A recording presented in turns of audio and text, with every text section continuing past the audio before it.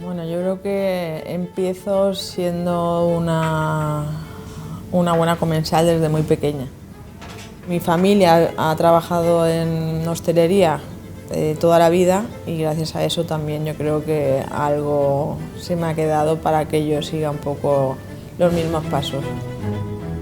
Al final lo que hacemos es intentamos contar una historia de nuestro territorio con todo lo que tenemos cerca.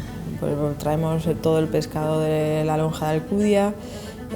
Nosotros ya estamos produciendo en 4 huertas donde no solo este restaurante sino todo el grupo gastronómico se abastece de lo que hacemos nosotros mismos, de lo que cosechamos desde la semilla.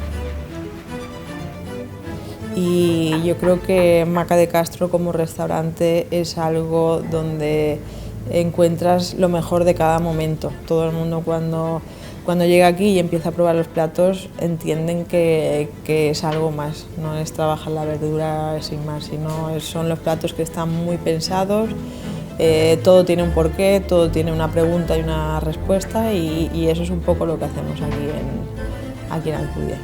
De dar a entender que es muy importante la temporalidad, es muy importante ya también para la agricultura y para enseñar a todo el mundo que no es lo mismo tomarte un tomate ahora que en diciembre o en enero. Sabor siempre, sabor puro, y cuando tienes hecho el plato, lo más importante es que tenemos que tener muy definido todo lo que lleva el plato.